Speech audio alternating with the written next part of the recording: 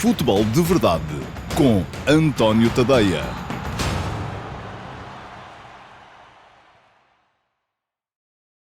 Ora então, olá a todos, muito boa tarde e sejam muito bem-vindos à edição número 126 do Futebol de Verdade para a temporada de 2023-2024. Hoje é sexta-feira, é dia 9 de fevereiro de 2024 e, ao contrário daquilo que é habitual, hoje, sexta-feira, não haverá live do Futebol de Verdade. E não há live do Futebol de Verdade por duas razões. A primeira razão é que, havendo duas edições do Futebol de Verdade Flash para repor aqui, isto é, já vamos ter no final desta emissão do Futebol de Verdade, já vamos ter aqui a reposição do Futebol de Verdade Flash que os subscritores premium do meu Substack, em tadeia.substack.com, receberam ontem acerca do Vitória Sport Clube 3, Gil Vicente 1, e a reposição da edição do Futebol de Verdade Flash acerca do Futebol Clube Vizela 1, Benfica 2. Portanto, só aí já estávamos com um bocadinho mais de meia hora de programa. Como há ataques rápidos também,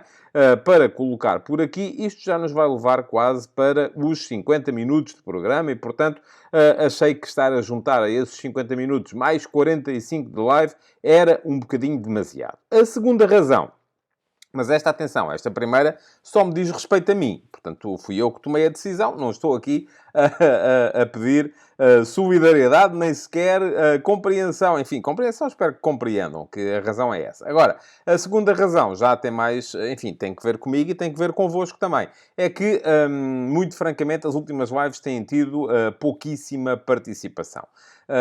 Por aquilo que eu vou percebendo, sobretudo em conversas que vou mantendo no meu servidor de Discord com os subscritores premium do meu Substack, que a ele acedem, e portanto vamos por lá dialogando acerca daquilo, dos caminhos que, enfim, eu não tomo decisões de ânimo leve, as decisões que tomo relativamente à minha atividade profissional, quer seja lá no Substack, quer seja aqui no YouTube, são geralmente conversadas e aproveito o facto de ter ali aqueles a que eu chamo o meu Focus Group privado, que é a malta que subscreve o meu Substack e depois entra no meu servidor de Discord e vamos conversando lá sobre as coisas, mas pelo que já falei por lá, já percebi que algumas pessoas dizem que a hora, enfim, 18 horas não é uma boa hora, é uma hora chata, porque é a hora de sair dos empregos, de apanhar os miúdos na escola, de começar a tratar do jantar, enfim, ainda por cima sexta-feira, a véspera de fim de semana, muitas vezes para muitos de vocês é o dia que conseguem ir jantar fora com a família e tal, e, portanto a altura será má e aí a responsabilidade é de facto minha,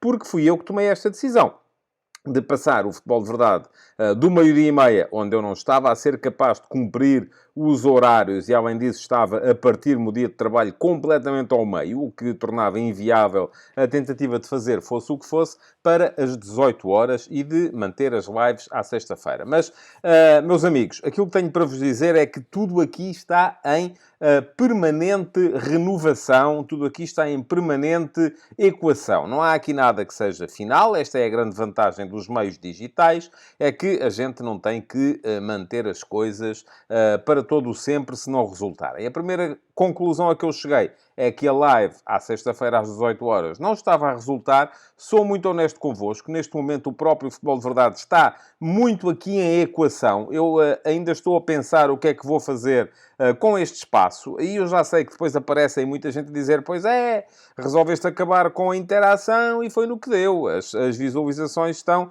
a descer. E estão, de facto, a descer. Neste momento estão a descer. O que não quer dizer que, mesmo assim, a receita não esteja a subir. Porque está. Agora, continua a ser uma receita amplamente insatisfatória para o tempo de trabalho que o Futebol de Verdade me traz. E o que é grave, não é que eu esteja aqui, atenção, apenas fixado nessa questão, embora isto seja trabalho, e como é trabalho, naturalmente, pressupõe rendimento, porque no final do mês é preciso chegar e pagar as contas, mas aquilo que é chato é que eu, para fazer o Futebol de Verdade, e muitos de vocês, se calhar, não têm a noção, mas o Futebol de Verdade, para mim, neste momento, são 2 horas e meia, 3 horas de trabalho por dia, porque é preciso preparar aquilo que vou dizer, é preciso gravar, é preciso editar, é preciso fazer upload, é preciso, antes de fazer upload, estar aqui a fazer A renderização são 2 horas e eu faço isto sozinho, não tenho o Futebol de Verdade não assegura rendimento que permita estar aqui a contratar pessoas para dividir tarefas comigo e, portanto, o que isto são 2 horas e meia, 3 horas de trabalho por dia e quem é que sai a perder? Pois muito bem, saem a perder precisamente os subscritores premium do meu Substack, que são quem menos merece sair a perder. Porquê? Porque eu estou a gastar 2 horas e meia, 3 horas a fazer o Futebol de Verdade, que é um projeto free, peer-to-peer, vai de mim para vocês, completamente gratuito, ninguém paga para ver. Se, além disso, depois também faço o último passo de manhã, que também é absolutamente gratuito para toda a gente, vai-me começando a faltar o tempo para produzir conteúdos premium para os subscritores premium do meu Substack. E aqui há tempos, não é que eu não andasse já a pensar nisso, mas recebi um e-mail de um subscritor premium do meu Substack que desistiu da subscrição e mandou-me um e-mail a dizer: epá, eu adoro o trabalho que está a ser feito, simplesmente a maior parte das coisas que eu gosto, que são o futebol de verdade, que são o último passo, são de Borla. Portanto, se são de Borla, porque é que eu vou estar a pagar, não é? Pois muito bem. E é por isso mesmo que, meus amigos, tenho a anunciar-vos que está tudo aqui em ampla reequação. E até ao final deste mês de fevereiro serão tomadas decisões e serão comunicadas aqui mesmo. Vou fazer uma live antes do final de fevereiro para vos comunicar aquilo que vai acontecer ao Futebol de Verdade e a maneira como eu vou passar a organizar os meus dias, porque neste momento não está a ser bom nem para mim nem para vocês. E se não está a ser bom nem para mim nem para vocês, não há nenhuma razão para a gente teimar e continuar a fazer as coisas. Muito bem, hoje, o que é que vamos ter aqui? Vamos ter ataques rápidos. Eu estou, muita gente que aparece nos comentários, é pá, o programa ficou bestial com a reintrodução dos ataques rápidos, porque, enfim, é a maneira de comentar a atualidade e tal, e bestial, e, epá, e o Futebol de Verdade Flash, fantástico, porque é para falar de futebol mesmo e tal, e não sei o quê. E o Q&A, é pá, fixe, porque dá para responder às perguntas. As perguntas depois também são muitas vezes das mesmas pessoas. Portanto, lá está. Esta é a parte que já não é da minha responsabilidade, é da vossa, e é a vossa participação que também tem que ser naturalmente reequacionada, e vocês têm que começar a pensar que este espaço é para vocês, é gratuito, e para continuar a ser gratuito e continuar a existir aqui para vocês, precisa um bocadinho também da vossa participação, porque eu não sou aqui o Deus na Terra que está aqui para vir aqui todos os dias durante 1 hora falar daquilo que me der na real gana. Não, meus amigos, eu aqui falo daquilo que vocês querem que eu falo, sendo que é futebol, mas à partida isto é para ser de mim para vocês e de vocês para mim, porque é assim que faz sentido. Hoje vamos ter ataques rápidos, sim senhor, e vamos ter, não há Q&A, já tinha dito também que não ia haver Q&A.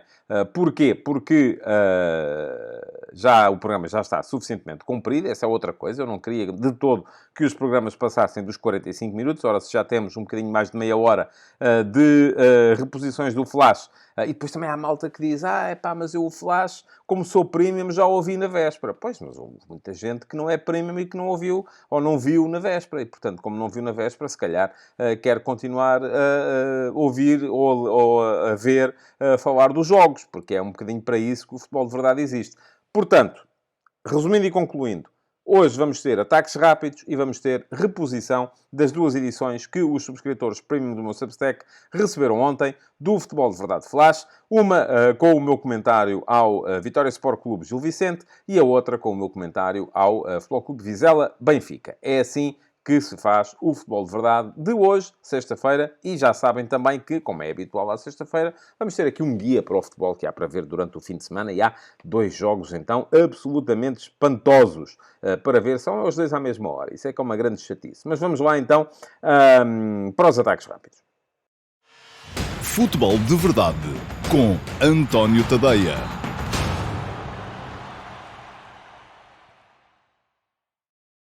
E então vamos lá, mas é em frente que atrás vem gente para vos falar primeiro de tudo do futebol de ontem. O futebol de ontem foi muito basicamente Taça de Portugal, porque não houve assim muito mais coisas importantes na Europa e no resto do mundo. Na Taça de Portugal tivemos então esses 2 jogos de que vou falar aqui mais à frente. O Vitória Sport Clube 3, Gil Vicente 1 e o Futebol Clube Vizela 1, Benfica 2. Já estão apurados para as meias finais da Taça de Portugal, além do Sporting, que já tinha ficado apurado na véspera depois de ter ganho a União de Leiria por 3-0.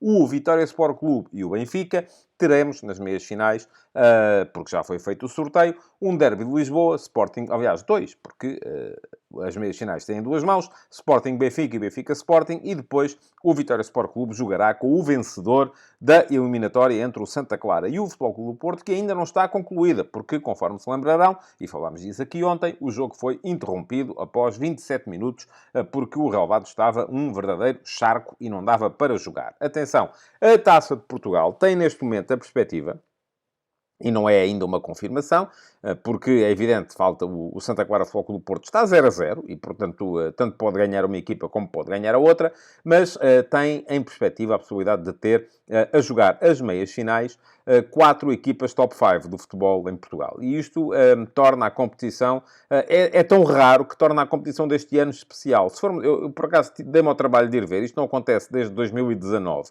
Não foi assim há tanto tempo. Foi há 5 anos. Há 5 anos tivemos, então, nas meias finais, Sporting, Benfica, Futebol Clube do Porto e Sporting Clube Braga. Foi mesmo o top 4 do campeonato. Chegou às meias finais da taça. É preciso uma taça sem surpresas. É preciso uma taça que não cruza as equipas potencialmente favoritas no sorteio, e esta época já tivemos um Benfica Sporting Clube Braga que obrigatoriamente tinha que afastar um dos dois, mas nos últimos anos, na época passada, por exemplo, nas meias finais teve o Nacional da Madeira, que estava na segunda divisão, teve o Futebol Clube Famalicão, que acabou o campeonato em 8º lugar. Há 2 anos, nas meias finais, esteve o Mafra, que estava na segunda liga, esteve o Tondela, que desceu à segunda liga. Há 3 anos, nas meias finais, esteve o Estoril, que estava na segunda liga. Há 4 anos, nas meias finais, esteve o Académico de Viseu, que estava na segunda liga. Esteve também o Famalicão, que acabou esse campeonato em 6º lugar. Portanto, nas últimas 4 temporadas, esteve sempre nas meias finais uma equipa da segunda liga. E atenção, este ano ainda pode acontecer. É como vos digo, Santa Clara e o Futebol Clube do Porto está 0-0. Portanto, se o Santa Clara eventualmente ganhar, manterá a tradição recente, que é dos últimos 4 anos, de, nas meias finais, estar sempre uma equipa da segunda liga. Se o Futebol Clube do Porto ganhar, teremos umas meias finais que quase fazem lembrar uma Final Four de sonho da Taça da Liga, porque é para isso que a Liga está sempre a tentar caminhar, que é ter lá, nos últimos 4, as equipas mais poderosas do país. Não estão as 4 porque o Braga jogou com o Benfica, mas estão 4 dos 5 primeiros do campeonato, ou estarão, nesse caso, 4 dos 5 primeiros do campeonato. Além disso, onde houve surpresas ontem foi na Taça de França. Houve uma surpresa. O Mónaco foi eliminado pelo Rouen, empatou 1-1, mas foi depois eliminado no desempate por penaltis. O Rouen é, neste momento, o 7º classificado do Nacional. O Nacional é a 3ª divisão de França, uma espécie de Liga 3. Vamos lá, o Rouen provavelmente não vai subir à Liga 2, mas está a meio da tabela na Liga 3 francesa, no Nacional, e eliminou o Mónaco, uma surpresa grande nesta ronda da Taça de França. E foi tudo. Ontem não houve mais futebol. O futebol regressa hoje e vamos ter um fim de semana com uma série de jogos interessantes. Hoje, basicamente, é para destacar o início da 21ª jornada da Liga Portuguesa, com esse Estrela da Amadora Portimonense. São 2 equipas que já viram... Enfim, 2 equipas que têm sido muito instáveis na nossa Liga. É um jogo muito importante, tanto para uma como para a outra, porque os pontos começam a ser muito importantes para toda a gente que está ali do meio da tabela para baixo e, portanto, Estrela e Portimonense bater-se-ão seguramente por eles de uma forma feroz. E hoje não há, assim, muito mais coisas a terem atenção no estrangeiro. Portanto, podem centrar-se nesse Estrela Portimonense para medir um bocadinho a pulsação à parte baixa da tabela da Liga Portuguesa. Amanhã, sim, vai ser um dia daqueles em cheio e podem aproveitar para se dedicar muito ao futebol internacional, porque os primeiros do nosso campeonato não jogam amanhã, jogam domingo e segunda-feira, até em virtude de terem jogado para a Taça de Portugal a meio da semana. Amanhã, como é que é? Bom, 12h30, ali antes do almoço, Manchester... A Premier League este fim de semana tem uma série de jogos em que os primeiros, com exceção ao Arsenal, que só joga domingo, mas os primeiros têm jogos aparentemente menos complicados. O Manchester City, que parece ter entrado já em modo Annihilator, e neste momento ganha tudo a toda a gente, recebe o Everton para meter pressão em cima do Liverpool. O jogo do City é ao 12h30. O Liverpool começa às 3 da tarde, portanto começa quando acabar o City, e o Liverpool recebe o Burnley. Portanto, Manchester City, segundo da tabela, em casa contra o Everton, 18º.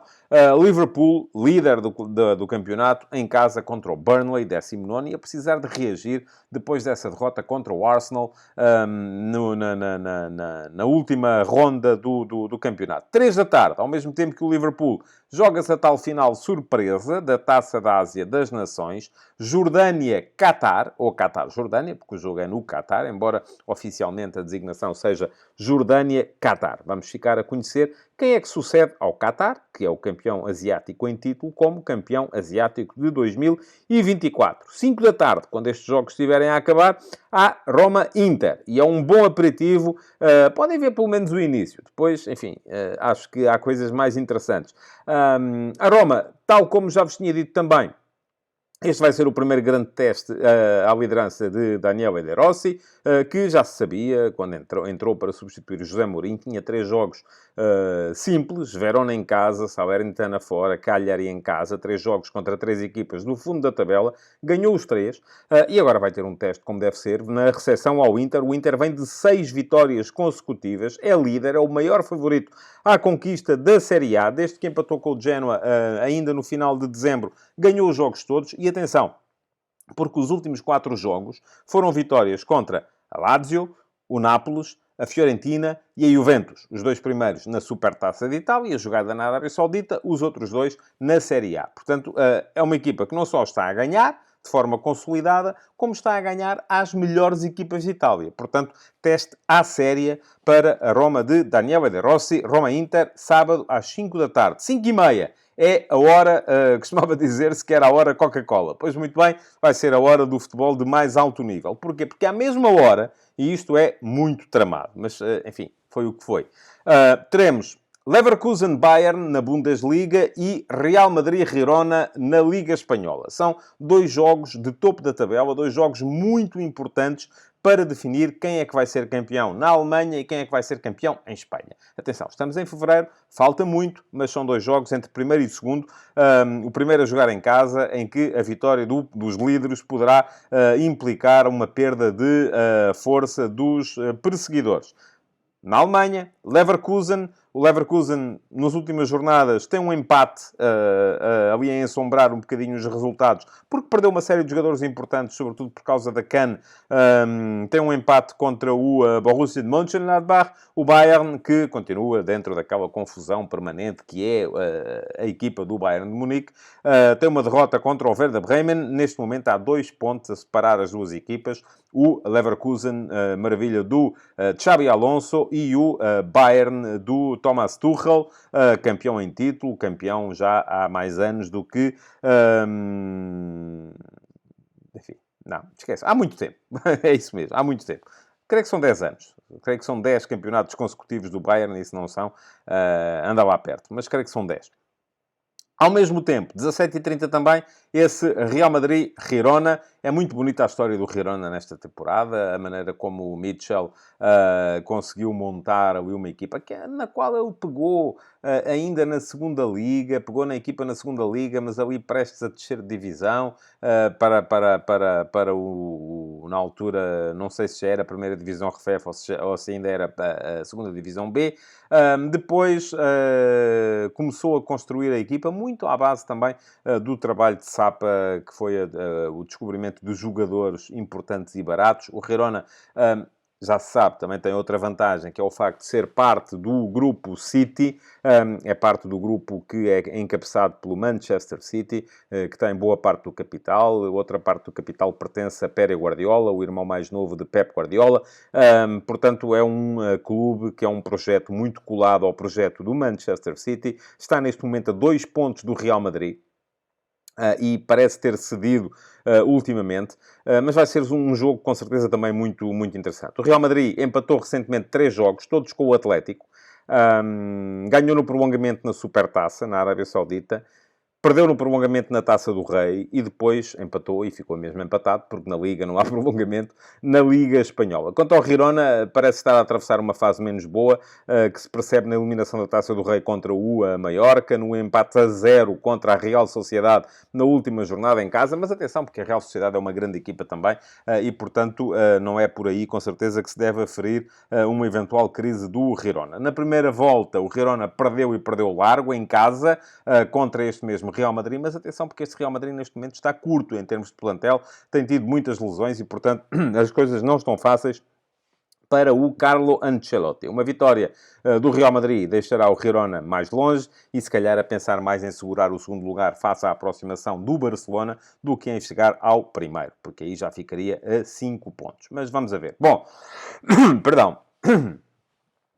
Isto está aqui uma impressãozinha. Bom, domingo. Entramos em domingo, porque domingo vamos ter a Liga Portuguesa como ponto alto do futebol para nós que estamos aqui em Portugal. Mas antes de chegar aos jogos grandes, que são o Sporting Clube Braga às 18 horas e depois o Vitória Sport Clube Benfica às 20h30, temos ainda aqui alguns aperitivos com os quais nos ocuparmos, nomeadamente esse West Ham Arsenal, 7º contra 3º da Premier League, 14 horas. Vai ser um jogo seguramente interessante, ver se o Arsenal consegue dar seguimento àquela excelente vitória que obteve contra o Liverpool na última jornada, para manifestar que está, de facto, na luta pelo título da Premier League. Depois, 4h30, o Aston Villa, que vem de uma derrota comprometedora contra o Chelsea, imaginem, na FA Cup, recebe o Manchester United e o que está ali em causa é um bocadinho a 4ª posição de qualificação para a Liga dos Campeões. Porquê? Porque o Villa neste momento é 4º, o Manchester United é 6º, parece estar outra vez, e o United sempre que começa ali a encarrilar uma série de bons resultados, depois acaba por vir ribanceira abaixo com uma crise qualquer.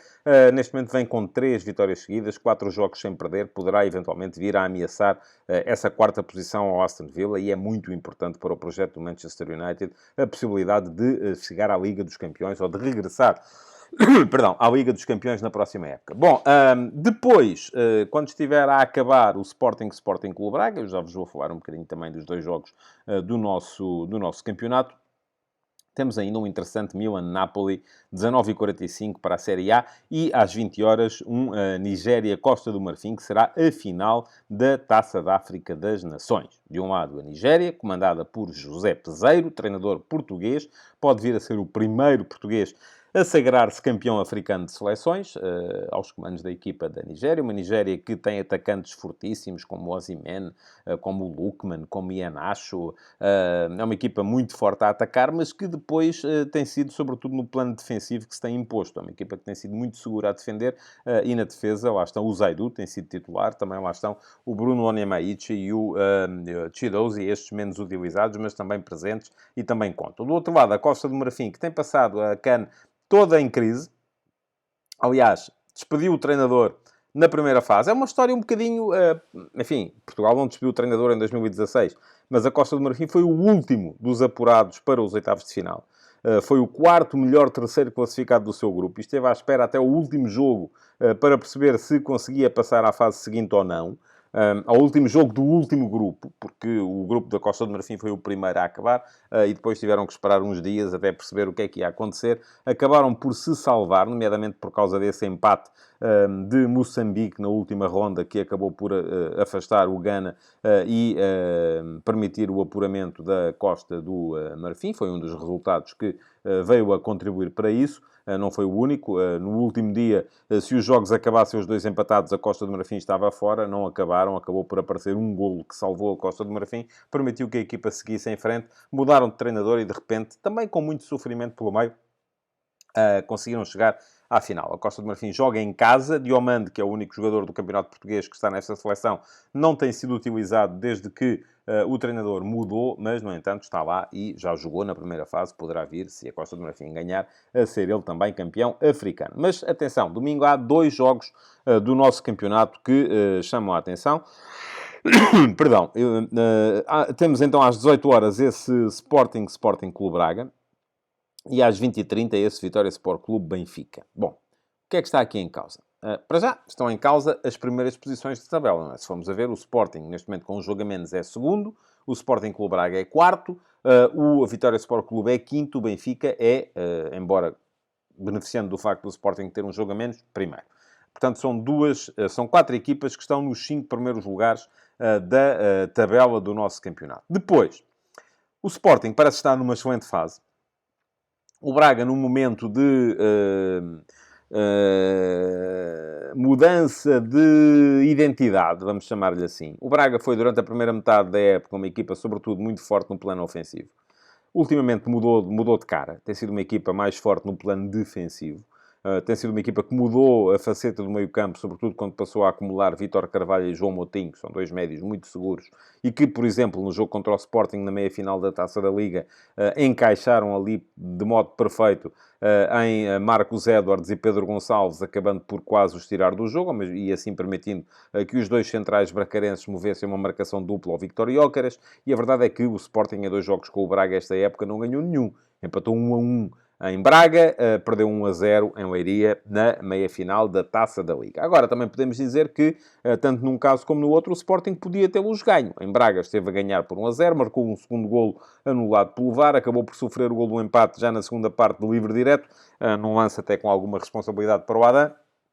E depois, em Leiria, na meia-final da Taça da Liga, mandou no jogo durante 65 minutos, até o Braga marcar, e nesse período, inclusive, meteu 3 bolas nos postos das balizas do Mateus. Será que há terceira de vez, ou será que não há 2 sem 3? Portanto, um dos 2 ditados populares vai ser confirmado, o outro vai ser contrariado, sendo que o Sporting, mais a mais por ter permitido a ultrapassagem do Benfica, porque não jogou em Famalicão em virtude daquela crise relacionada com as questões policiais, o Sporting precisa mesmo de ganhar, porque se ganhar mete pressão em cima do Benfica, que joga a seguir. E a seguir joga o Benfica em Guimarães. E atenção, o Vitória vem com 7 vitórias consecutivas em casa, contando todas as competições. Ainda ontem ganhou ao Gil Vicente por 3-1. A última vez que o Vitória não ganhou um jogo em casa foi quando ali recebeu o Futebol Clube do Porto, ainda em novembro. Perdeu por 2-1, esteve a ganhar por 1-0 e foi, nesse jogo, não há medo das palavras, foi melhor.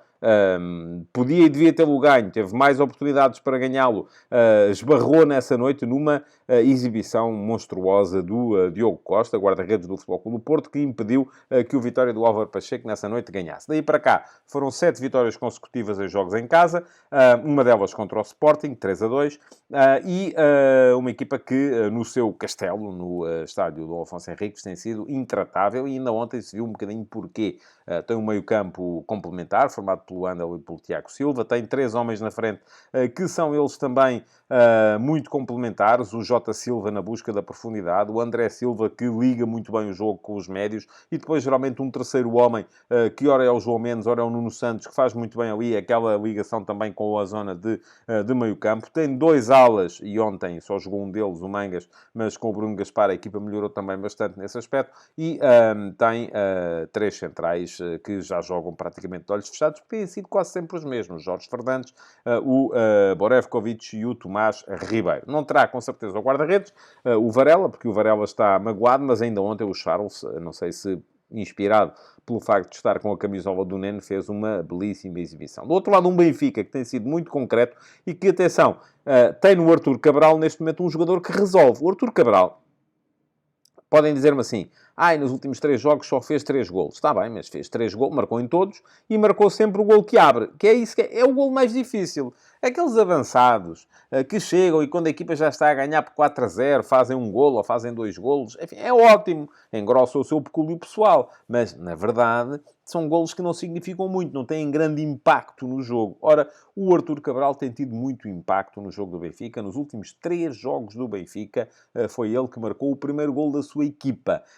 E isso acaba por ser fundamental para uma equipa que ainda ontem não foi brilhante, nem pouco mais ou menos, mas acabou por ganhar com justiça ao Vizela e está à frente do campeonato. Não sendo brilhante, não fazendo tocar música quando passa, mas a verdade é que está lá, está em primeiro lugar, beneficiou do facto de o Sporting ter um jogo a menos, mas está em primeiro lugar no campeonato. Portanto, são 2 jogos muito importantes para aquilo que vai ser o futuro próximo do nosso campeonato. São domingo, 18 horas, Sporting Clube Braga, 20h30, Vitória Sport Clube Benfica. Podem vê-los assim de enfiada, um a seguir ao outro, e com certeza que não vão arrepender-se. Pois bem, mais coisas. Notícias. Já há sorteio, vamos falar de sorteios. Já há adversários para as duas equipas portuguesas que continuam na UEFA Youth League.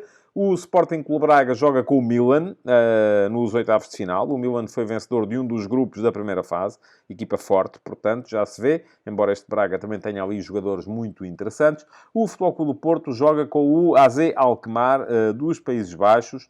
E o AZ Alkmaar é uma das equipas que vem do outro caminho. Conforme vos expliquei aqui ontem, ou vos disse aqui ontem, a UEFA Youth League tem dois caminhos para chegar aos oitavos de final. Um deles são os grupos que espelham os grupos da Liga dos Campeões em séniores. Isto é, se as equipas têm determinados adversários na Liga dos Campeões em séniores, as suas equipas de sub-19 jogam também um grupo com os mesmos adversários, dos quais o primeiro segue direto para a fase seguinte e o segundo vem então vai jogar um play-off de acesso a esta fase. Depois, do outro lado, aquilo que acontece é que estão os campeões dos países em sub-19 e o Alkmaar, que é o adversário do Futebol Clube do Porto, foi campeão dos Países Baixos em sub-19. É uma equipa que ainda na época passada esteve na Final Four e que, por isso mesmo, não são os mesmos jogadores, mas alguns com certeza serão repetidos e que será um adversário a ter muito em conta pela equipa do Futebol Clube do Porto, uma equipa que chegou aqui ganhando os seus jogos. Ora, muito bem, outro sorteio é o sorteio da Liga das Nações. Ficou a conhecer-se ontem que Portugal vai defrontar na próxima edição da Liga das Nações, no seu grupo, a Croácia, a Polónia e a Escócia. Perdão, foi um sorteio simpático para a equipa portuguesa. Eu escrevi um bocadinho sobre isso hoje de manhã no último passo. Escrevi não só sobre o Benfica e Vitória Sport Clube, que ontem ganharam os seus jogos, como também sobre o sorteio da Liga das Nações, sobre aquilo de que vos vou falar a seguir, que foi a vitória de Alexander Ceferin no Congresso da UEFA e sobre o falecimento do João Oliveira Pinto, que também vos falarei a seguir. O texto está aqui, fica aqui o link, e é para toda a gente, para quem quiser poder ler. Podem dizer, ok, mas a Croácia é uma equipa forte. Pois é, mas quando Portugal apanhou com a Croácia, podia ter apanhado com a Itália, com a Espanha ou com os Países Baixos. Seria pior.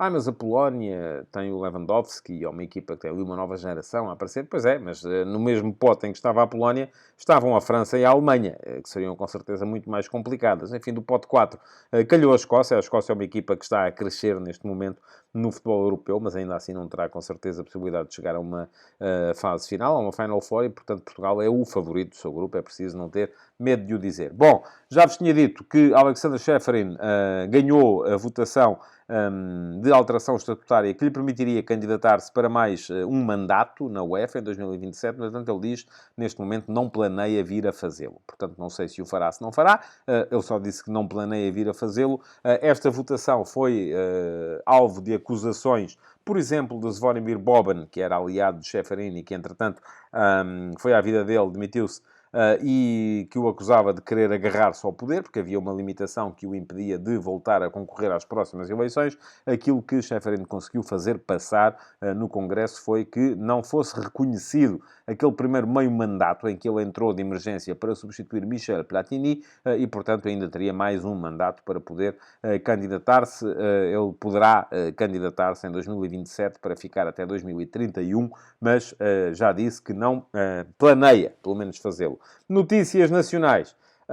Cristo Gonzalez renovou o contrato com o Aroca até 2026. É uma excelente notícia para o Aroca. Cristo é um dos melhores atacantes do nosso campeonato. Chegou aqui vindo de Itália, da Udinese, e está a impor-se na equipa do Aroca. E, por fim, para assinalar o falecimento de João Oliveira Pinto, um dos dois Joões Pintos da Seleção Nacional, que ganhou o Mundial de Sub-20 em 1991, em Lisboa, e o primeiro entre os 34 campeões do mundo sub-20 que Portugal produziu. Foram, enfim, não são 36 porque houve dois repetentes. O Braçar que esteve no primeiro Mundial em 89 em Riad e no segundo em 91 em Lisboa, e o João Vieira Pinto, que fez exatamente a mesma coisa. Pois João Oliveira Pinto era um dos membros desta geração de ouro, desta segunda leva da geração de ouro, foi o primeiro dos 34 a deixar-nos, faleceu ontem, vítima de leucemia, e enfim, fica aqui naturalmente também, ficam as minhas condolências à família e a toda a família do futebol, porque era um jovem, o João, eu não o conheci pessoalmente nunca, tinha 52 anos, era rapaz mais ou menos para a minha idade, e acabou por partir demasiado cedo para aquilo que são os nossos padrões. Bom, já sabem que já a seguir vão ficar aqui as duas edições do Futebol de Verdade Flash com os meus comentários aos jogos de ontem, o Vitória Sport Clube Gil Vicente e o Futebol Clube Vizela Benfica. Se quiserem, durante o fim de semana, receber as edições do Flash, dos Flash que eu vou produzir dos jogos dos candidatos ao título, e no domingo haverá 2. Vamos ter aqui um flash para o Sporting Clube Braga e um flash para o Vitória Sport Clube Benfica. 15 minutos, mais ou menos, de comentário para cada jogo. Na segunda-feira haverá também flash para o Aroca Futebol Clube do Porto, mas isso é só na segunda-feira. Se quiserem receber no vosso e-mail estes comentários, o que têm que fazer é subscrever o meu Substack. Fica aqui o link, é em tadeia.substack.com. Podem fazer uma subscrição gratuita, essa não vos garante o flash, só vos garante os textos gratuitos do último passo. Podem fazer uma subscrição premium, que vos custa 5€ por mês, e vos garante acesso total ao arquivo, entrada no meu canal de Telegram, acesso ao meu servidor de Discord e acesso não só às edições do Flash, como a todos os textos que são exclusivos para subscritores premium do meu Substack. Além disso, aquilo que vos quero pedir é que deixem perguntas, porque na segunda-feira não há Q&A, mas haverá depois na edição que se segue do Futebol de Verdade. Segunda-feira não haverá, porque há 2 flashes para repor e, portanto, não haverá tempo para Q&A. Portanto, deixem perguntas aí na caixa de comentários, curiosidades que queiram ver esclarecidas, coisas acerca de futebol, acerca das quais queiram saber a minha opinião, é deixarem as perguntas na caixa de comentários e já agora aproveitarem para se inscreverem no canal. Fica aqui também o link para poderem fazê-lo. Cliquem em cima do botão que diz inscreve-te aqui e aproveitem para clicar também em cima do sino e ativando as notificações para serem avisados sempre que houver novos conteúdos por aqui no canal. Portanto, já sabem, ficam aí as 2 edições do Futebol de Verdade Flash relativas aos jogos de ontem, e o Futebol de Verdade voltará das 2 uma, ou na segunda, para quem não é subscritor premium do meu Substack, ou no domingo, com as edições do Futebol de Verdade Flash relativas aos jogos que vão definir um bocadinho melhor os primeiros lugares do Campeonato Português. Até lá! Futebol de Verdade com António Tadeia.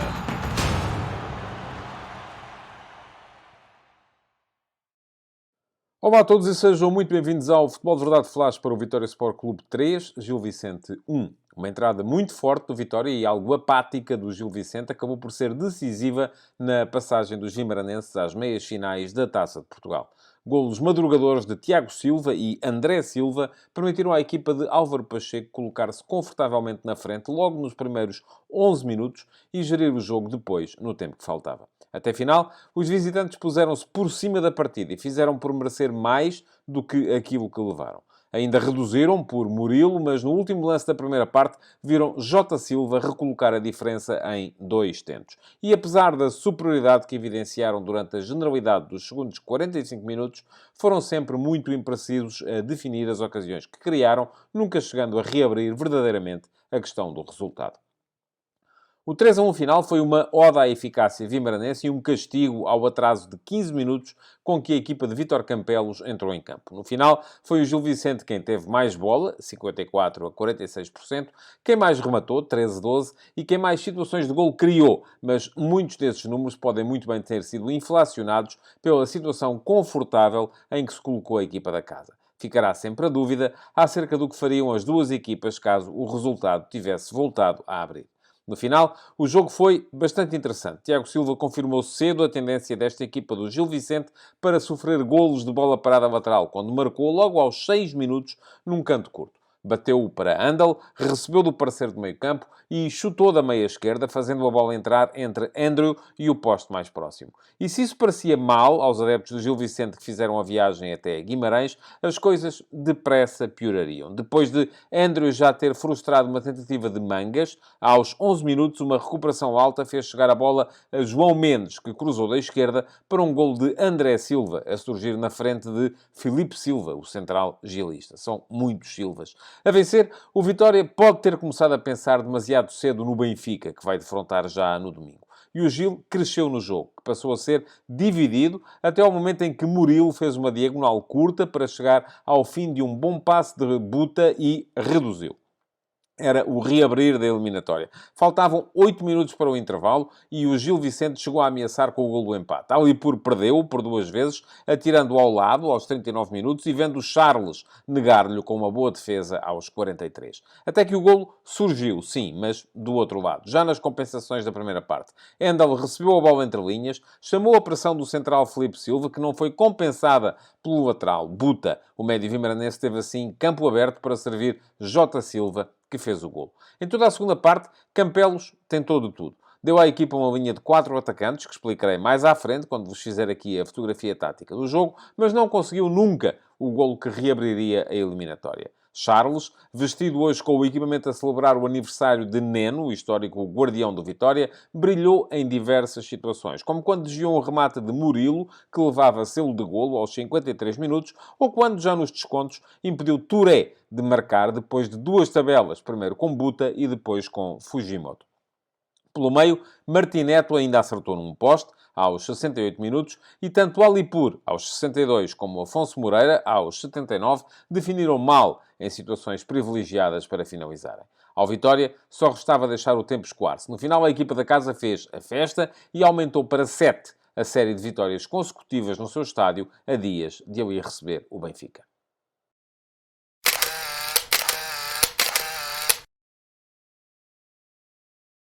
E passemos à fotografia tática deste Vitória Sport Clube Gil Vicente. Álvaro Pacheco, no Vitória, fez 3 alterações ao 11 que tinha ganho ao Vizela por 1-0 em jogo de campeonato no último final de semana. Trocou de guarda-redes, porque troca sempre nas taças e porque, além disso, Varela está lesionado. Portanto, Varela cedeu o lugar a Charles. Depois, ainda trocou o ala direito. Bruno Gaspar não jogou e quem apareceu foi Miguel Magá. E fez ainda uma troca no terceiro avançado, terceiro médio, aquele jogador híbrido que se coloca entre o meio-campo e o ataque. Em vez de aparecer Nuno Santos, quem apareceu hoje foi João Mendes. Assim sendo, tivemos um Vitória no habitual 3-4-3, que depois, no plano defensivo, se transformava num 5-4-1. Charles foi o guarda-redes. 3 centrais eram Jorge Fernandes, Borevkovic e Tomás Ribeiro, isto da direita para a esquerda. Miguel Magá apareceu como ala direito e Ricardo Mangas como ala esquerdo. Os 2 médios eram Tiago Silva e Tomás Endel. E na frente apareceram Jota Silva, pela direita, André Silva como ponta de lança e João Mendes no tal papel híbrido. Ora aparecia como terceiro avançado a jogar na meia esquerda, ora aparecia como terceiro médio mais próximo de Tiago Silva e de Endel. Ora, defensivamente, o que é que acontecia? Jota e João Mendes fechavam os corredores laterais, o que permitia que Miguel Magá e Ricardo Mangas baixassem para fazerem linha de 5 atrás. E isso foi muito importante, conforme vamos ver mais à frente. Perdão. No caso do Gil Vicente, Vítor Campelos fez 5 trocas relativamente ao 11 que tinha perdido por 3-0 com o Benfica no último fim de semana. Trocou o lateral direito, em vez de Zé Carlos, quem apareceu foi Alex Pinto. Trocou um dos centrais, com a introdução de Filipe Silva, em vez de Ruben Fernandes, do experiente Ruben Fernandes. Fez ainda uma troca na zona de meio-campo, em vez de Morigbane, regressou Martim Neto, que só não tinha jogado contra o Benfica, porque, sendo emprestado pelos encarnados, não podia fazê-lo.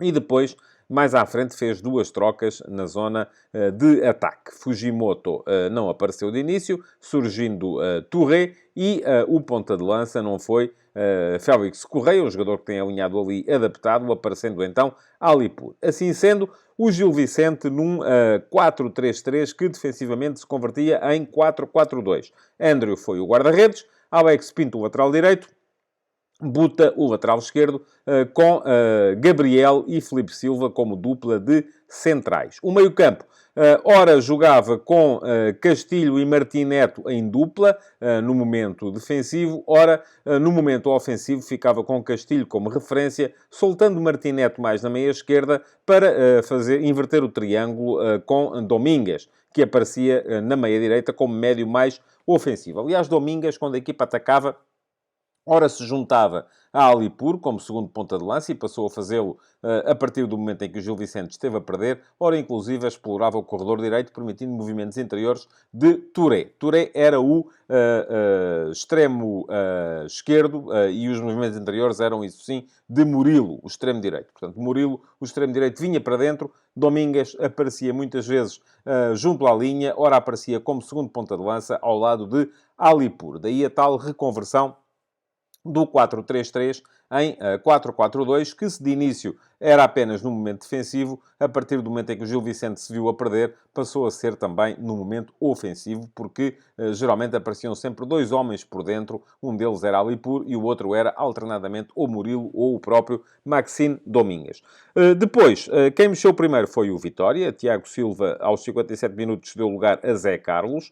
Pareceu ser uma questão, sobretudo, física. Ao minuto 66, Vítor Campelos começou também ele a tentar refrescar a sua zona ofensiva. O Gil Vicente apareceu mais alto no campo na segunda parte, a tentar pressionar a saída de jogo do Vitória, a tentar meter mais gente na frente. Viu-se frequentemente Campelos fazer para dentro do campo a indicação de 4. Queria 4 homens na frente e nesta altura já estava a jogar com Murilo, a partir da direita para a esquerda, Murilo, Domingues, Alipur e Touré, os 4, e a equipa quase muitas vezes a aparecer em 4-2-4. Ora, ao minuto 66, Domingues cedeu a vez a Fujimoto, que foi fazer exatamente a mesma coisa, alternando a meia-direita com a posição de segundo avançado, e, além disso, trocou ainda Murilo por Afonso Moreira, que foi também colocar-se na direita do ataque, onde estava o capitão de equipa. Depois, ao mesmo tempo, também mexeu o Vitória, trocando João Mendes por Nuno Santos, mas sem alterações táticas. Ao minuto 76,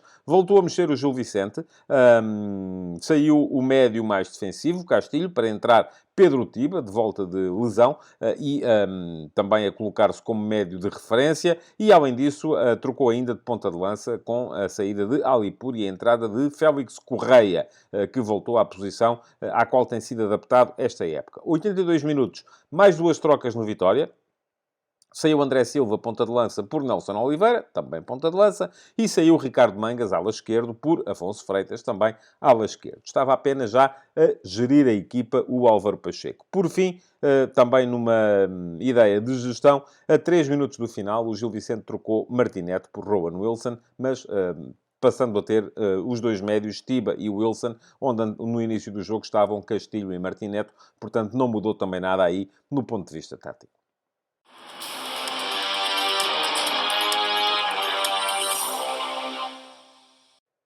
A equipa do Gil Vicente apareceu melhor a atacar do que a defender, cometeu erros no plano defensivo, nas vezes em que o Vitória chegou com perigo perto da baliza de Andrew, mas lá está, aqueles que foram os seus principais destaques, eu gostei dos laterais, dos dois, Alex Pinto e Buta, acabaram por ser dos mais fracos também no ponto de vista defensivo. Ofensivamente estiveram bem, tal como esteve bem também Martinete, é um jogador muito interessante, a carregar a bola para a frente.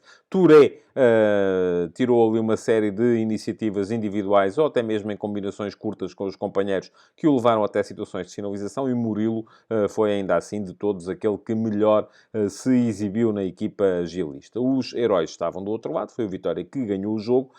Gostei muito do jogo de Jota e André Silva. Porquê? Porque foram eficazes nos momentos que tiveram para finalizar, fizeram-no sem erro e acabaram por marcar um golo cada um, da mesma forma que Charles fez uma exibição muito boa, com 3 ou 4 grandes defesas a impedir o Gil Vicente de reentrar no jogo. Ainda assim, quem encheu o campo, quem me encheu mais as medidas, e foi para mim o herói deste jogo, foi o centrocampista Tomás Hendel. Foi ele o herói deste Vitória Sport Clube Gil Vicente.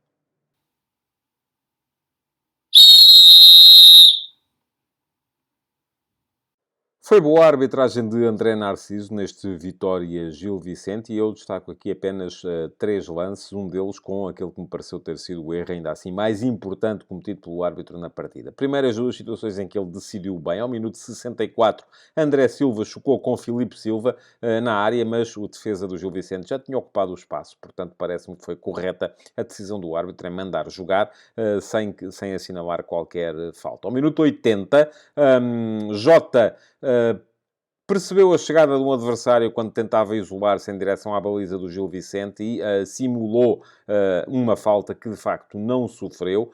Seria lance para expulsão do defesa gilista, mas percebeu bem André Narciso que não tinha havido falta nenhuma e, portanto, em vez de expulsar o defesa do Gil Vicente, acabou por mostrar, e bem, um cartão amarelo a Jota. E depois, aquele que me parece ter sido ainda assim o erro mais importante de André Narciso na partida, porque ao minuto 69 faltou-lhe mostrar um cartão amarelo a André Silva por pontapear sem bola um adversário, já depois de a bola ter saído da zona.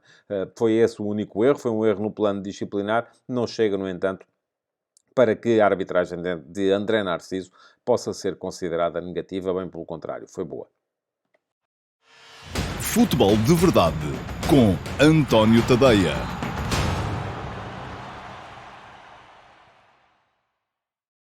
Olá a todos e sejam muito bem-vindos ao Futebol de Verdade Flash para o Futebol Clube Vizela 1, Benfica 2. Não foi um jogo brilhante, aquele que o Benfica fez em Vizela, mas chegou para vencer uma equipa que, à medida que vai trabalhando sob as ordens do novo treinador, Rubén de la Barrera, vai crescendo, sobretudo nos momentos com bola. E por mais que pareça sempre desenquadrada da realidade quando se lhe pede que defenda. Hoje, mesmo dando a sensação de que não chegaram a entrar na reserva daquilo que tinham para dar, os encarnados não viram a vitória ser posta em causa, mas chegaram a ter de superar alguns momentos de embaraço, sobretudo pela facilidade com que os criativos vizelenses iam conseguindo jogar nas suas entrelinhas. Ainda que a estatística mostre algum equilíbrio, com 15 remates a 12, por exemplo, é justo que se diga que as situações de maior perigo da partida nasceram quase todas junto da baliza de Roberto, fruto de uma superior capacidade de definição dos atacantes encarnados, aos quais a ambição pressionante do Vizela tantas vezes deixava campo aberto para acelerar. Mas também a equipa da casa se mostrava frequentemente capaz de superar a primeira zona de pressão do Benfica, criando condições para aparecer com gente como Domingos Quina ou Loquilô no vasto espaço que se abria à frente do quarteto defensivo encarnado. E com um pouco mais de qualidade nessa altura, o Vizela podia ter criado problemas reais à equipa de Roger Schmidt. O início do jogo foi marcado pela capacidade que o Benfica tinha de ativar os dois corredores. O direito, com as tradicionais alternâncias entre Di Maria e Orsnes, e o esquerdo, com Álvaro Carreras muito ativo na frente logo a abrir. Mas, apesar das boas intenções de ambos os coletivos, não se viam assim tantas situações de gol iminente. O Benfica marcou aos 34 minutos, por Artur Cabral, no terceiro jogo consecutivo a assinar o primeiro da equipa, e até podia ter saído na frente mais cedo. Aos 9 minutos, o guardão vizelense defendeu para a frente um remate do brasileiro, mas Rafa não chegou a tempo da recarga. E aos 13, foi a vez de Coxo ameaçar de longe, tirando uma bela defesa a Roberto. Até que aos 34, já sacudido aquele primeiro ascendente encarnado, Cabral marcou mesmo. Foi ele que recuperou a bola a Domingos Quina, junto à sua área, no início da jogada. Com a bola a sobrar, João Mário fez aquilo que faz melhor, que é decidir, e lançou Rafa no contra-ataque. Este levou a bola até à área e da esquerda descobriu a chegada de Cabral para uma finalização segura. Colocava-se o Benfica na frente, numa altura em que o jogo já se arrastava um bocadinho, fruto de um ligeiro acerto feito ao meio-campo pelo Vizela, que baixou Samu para perto de Bruno Costa, assim defendendo melhor o corredor central. A segunda parte não trouxe muitas mudanças, mas trouxe o segundo gol do Benfica, aos 65 minutos. Orsnes cruzou da direita, Cabral falhou a tentativa de remate no meio da área, mas a bola chegou ao segundo poste, de onde João Mário a meteu nas redes. Eliminatória fechada? Parecia que sim. Só que o Vizela melhorou com Diogo Nascimento e 3 minutos depois do 2-0 marcou e reabriu as contas. Tomás Silva recuperou a bola no espaço entre linhas, que é o problema do Benfica, deixou-a a Nascimento, que rematou e viu Petrov desviar de Trubin para o 1-2. O Benfica continuava a deixar a ideia de que, se acelerasse, criaria problemas, só que poucas vezes o fazia. Di Maria ainda meteu um cruzamento ao qual Morato chegou tarde, aos 76 minutos, e viu Roberto tirar para canto um remate que ele próprio desferiu já em cima do minuto 90. Mas no final foi o Vizela quem acabou a carregar em cima da baliza de Trubin, com um livre lateral e um canto, mesmo a fechar. Um golo ali acabaria por ter sido uma punição demasiado severa para a greve de zelo do Benfica, em boa parte do desafio, mas recompensaria a coragem de um Vizela a quem sobram ideias, mas faltam condições.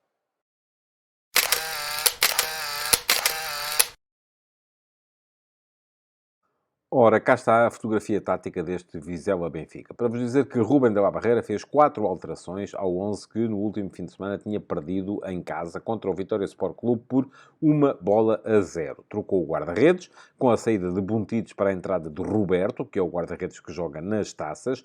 Trocou 2 homens no quarteto defensivo, saíram Escoval, um dos centrais, e Lebedenko, o lateral esquerdo, para as entradas de Anderson, que foi jogar como central, e de Mateus Pereira, que apareceu como lateral esquerdo, e depois, no meio-campo, trocou Diogo Nascimento por Soro. Ora, isto levou a que o Vizela entrasse na partida num 4-3-3 que defensivamente se transformava em 4-1-4-1. E como é que era isto? Roberto era o guarda-redes, Tomás Silva, o lateral direito, Mateus Pereira, o lateral esquerdo, Jota e Anderson, os dois centrais. O médio mais defensivo, ficava ali a defender as entrelinhas, era Bruno Costa, sendo que à frente dele apareciam sobre a meia-direita Domingos Quina, sobre a meia-esquerda Samu, e depois bem abertos nas alas, a fecharem os corredores num ponto de vista defensivo, mas a aparecerem na frente quando tocava a atacar, Loquilô na direita e Soro na esquerda. O ponta de lança era Petrov. A meio da primeira parte, aquilo que pareceu foi que De La Barrera deu indicações a Samu para baixar um pouco, não só para dar mais algum conforto à equipa no momento de saída de bola, porque estava a ter algumas dificuldades e não queria de todo bater a bola longa na frente, como também para fechar melhor o corredor central às investidas dos jogadores do Benfica. E a partir de determinada altura, aquilo que pareceu foi que o Vizela passou a atacar em 4-2-3-1, com duplo pivô, Samu e Bruno Costa, os dois a jogarem a par, depois com Domingos Quina nas costas do ponta de lança, Petrov, e na mesma com Loquilô e Soro abertos nas alas. No momento defensivo, o que acontecia era que a equipa se defendia em 4-4-2, com Quina e Petrov, os dois na frente, e depois abrindo Soro num lado, Loquilô no outro, e mantendo a dupla de médios formada por Samu e Bruno Costa. Ora, do outro lado, Roger Schmidt fez 3 alterações ao 11 que tinha ganho por 3-0 ao Gil Vicente no último fim de semana, também em jogo da Liga. Trocou Alexander Bá por João Mário, o que levou ao regresso de Orsnes, que nesse jogo contra o Gil Vicente tinha sido atacante interior esquerdo, voltou hoje a ser defesa direito. Depois, além disso, trocou ainda Morato por Carreras, na posição de defesa esquerdo, e mexeu na zona central do meio-campo, com a saída de Florentino para a entrada de Coxo. Ora, isto quer dizer que o Benfica, no seu habitualíssimo 4-2-3-1, surgiu com Trubin na baliza, Orsnes como lateral direito, Carreras a estrear-se como titular na posição do lateral esquerdo e dupla de centrais, a de sempre, formada por António Silva e Otamendi. Os dois médios eram João Neves e Coxo, e eles baixavam alternadamente para fazer 3+1 em momento de saída de bola com os dois centrais. Hoje foi mais vezes Coxo a baixar para início de organização, quando geralmente até costuma ser João Neves que o faz com mais frequência, e mais à frente apareciam então no apoio ao ponta de lança, que era Artur Cabral, a tripla de atacantes formada por Di Maria, Rafa e João Mário. Muita mobilidade nestes 3 homens da frente. Di Maria apareceu tanto à direita, bem aberto, convidando o Orsnes a movimentos interiores, como na meia-direita, como até depois pelo corredor central e às vezes até mesmo na esquerda. O mesmo acontecia com Rafa, que alternava entre o corredor central e a esquerda, porque João Mário muitas vezes baixava para fazer terceiro médio, mas nem assim o Benfica conseguia resolver um problema que era o espaço que se colocava entre a sua primeira zona de pressão, agressiva, mas nem sempre decidida e conclusiva, e a linha defensiva, gerando que o Vizela, sobretudo com Domingos Quina, com Samu, com Soro, conseguisse aparecer com bola controlada nas entrelinhas depois da tal primeira zona de pressão do Benfica. Ora, quem mexeu primeiro foi o Vizela, que ao minuto 60 trocou Soro por Diogo Nascimento. Diogo Nascimento foi jogar para médio centro, o que levou a que Domingos Quina, que estava a jogar como 10, vamos lá, nas costas do ponta de lança, para onde foi jogar Diogo Nascimento, derivasse para a posição que era até aí ocupada por Soro, a de extremo esquerdo. Aos 69 minutos, 4 trocas, 2 em cada equipa. No Vizela, saiu Quina para a entrada de Lebedenko. Lebedenko foi jogar para defesa esquerdo, avançando Mateus Pereira, que já tinha amarelo, para a posição de extremo esquerdo. E, por fim, Petrov saiu da posição de ponta de lança para ceder a vez a Jardel, jogador menos corpulento, mais móvel, mais veloz, para tentar dar ali alguma capacidade de explorar a profundidade atrás da última linha do Benfica. Ao mesmo tempo, mexeu Schmidt, trocando o Arthur Cabral por Marcos Leonardo, ponta de lança por ponta de lança, e trocando Carreras por Morato, porque Carreras já estava a baixar um bocadinho o rendimento, face àquilo que tinha mostrado no início da partida, e Morato dava um pouco mais de solidez atrás. Ao minuto 82, mais uma troca no Vizela, saiu Bruno Costa para a entrada de Bassi, sendo que o ponta de lança foi colocar-se na frente, ao lado de Jardel, baixando então Diogo Nascimento para segundo médio. Diogo Nascimento passou nessa altura a fazer dupla de médios com Samu, o que quer dizer que não havia um médio defensivo propriamente dito na equipa do Vizela, que nessa altura queria mais era forçar para ver se conseguia chegar ao gol do empate e atingir o prolongamento. Aos 84 minutos voltou a mexer então também o Benfica, trocando Orsners por Bá, defesa direito por defesa direito, e Coxu por Florentino, médio centro por médio centro, sendo que com o Florentino também melhorava um pouco a capacidade de recuperação da bola e da sua gestão, sem meter muito risco na sua posse. E foi assim que as duas equipas chegaram ao minuto 90.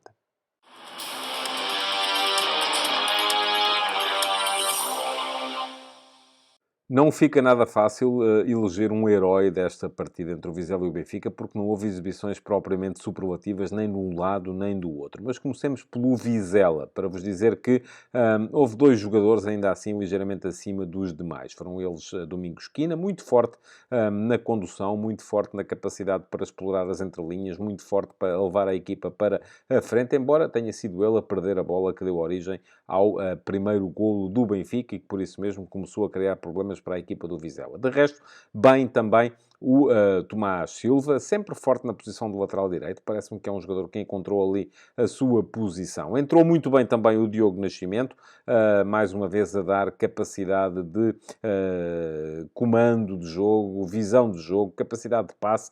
Foi um melhor Vizela, aquele que contou com a presença de Diogo Nascimento no 11. Mas olhemos então para o outro lado e para a equipa do Benfica. Os dois centrais quase sempre muito bem, sem cometerem erros. Parece-me que ainda assim foram quem menos erros cometeu em toda a partida. Carreras começou bem, fez uns primeiros bons 20 minutos, 25, depois foi baixando de rendimento, sobretudo do ponto de vista ofensivo, sempre muito presente no último terço do campo nessa altura, que foi também a altura em que o Benfica esteve melhor na partida e que criou mais problemas defensivamente à equipa do Vizela. Bem, João Neves, não sabe jogar mal, está sempre muito intenso na partida. Di Maria, como é costume também, pontuou o jogo com alguns lampejos, mas não foi constante. João Mário a decidir bem, está nos dois golos, é ele que faz a abertura que lança Rafa no lance do primeiro golo e o segundo é ele que o marca.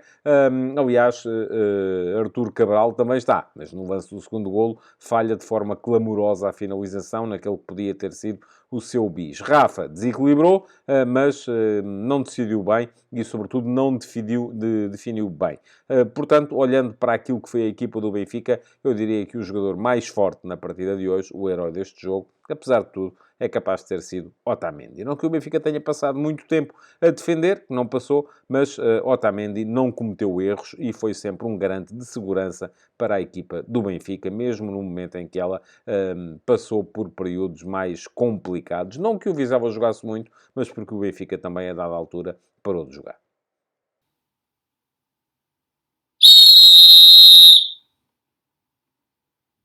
Detetei 3 erros na arbitragem de Hélder Carvalho. 2 deles foram foras de jogo que a mim me pareceram mal tirados a Rafa, mas em lances em que o atacante do Benfica acabou por chutar para fora. Portanto, se ele tivesse eventualmente feito o golo, ele teria sido anulado pelo árbitro auxiliar, mas teria depois de passar pelo crivo do VAR. E se a confirmar-se a ideia com que fiquei na visualização das repetições, o VAR teria mandado então validar os lances. Foi um deles ao minuto 4, quando Rafa chutou para fora e viu depois ser-lhe assinalada uma posição de fora de jogo, e outra ao minuto 55, quando mais uma vez Rafa chutou ao lado, mas depois viu o lance ser anulado por fora de jogo. De resto, mais um erro, do meu ponto de vista, na arbitragem de Hélder Carvalho, é que ao minuto 42 devia ter mostrado cartão amarelo a Artur Cabral, que acabou por atingir sem bola Samu, quando, no momento em que a bola já tinha saído de lá, e Artur Cabral acabou por atingir o médio da equipa do Vizela. Devia, nessa altura, ter visto cartão amarelo. Esteve bem, no meu ponto de vista, nos lances em que se reclamaram grandes penalidades. A primeira logo ao minuto 9, quando depois de um remate de Cabral, Rafa tenta chegar à bola, o guarda-redes Roberto também, e o guarda-redes acaba por acertar meio na bola, meio no jogador do Benfica, mas lá está, acertou na bola e era esse o seu objetivo. Não apitou o árbitro, do meu ponto de vista, bem. Parece-me que foi correta essa decisão, da mesma forma que ao minuto 90 mais 4 há um choque entre Trubin e Mateus Pereira na área do Benfica, mas lá está, são dois corpos em movimento de colisão, ambos tentam chegar à bola e acabam por chocar um com o outro, sem que haja falta nem de um nem do outro. Curiosamente marcou falta ofensiva o árbitro Hélder Carvalho, não me parece também que fosse, mas a verdade é que o Benfica já tinha a bola também nessa altura. Por fim, uma nota ainda para o lance do primeiro golo do Benfica. É tudo regular. Não há falta de Cabral sobre Quina no momento de recuperação da bola, junto à área do Benfica. Depois dá-se o contra-ataque e, por fim, no momento do remate de Cabral, João Mário está para lá da linha defensiva do Vizela, mas está completamente fora da jogada, longe do ângulo de visão do guarda-redes e, portanto, não tem qualquer interferência no lance. Esteve bem o árbitro auxiliar ao não levantar a bandeirola e ao não assinalar esta posição de fora de jogo, que não teve nenhuma interferência na jogada. Portanto, feitas as contas, parece-me que foi ainda assim uma arbitragem positiva, embora não brilhante, de Hélder Carvalho. Futebol de Verdade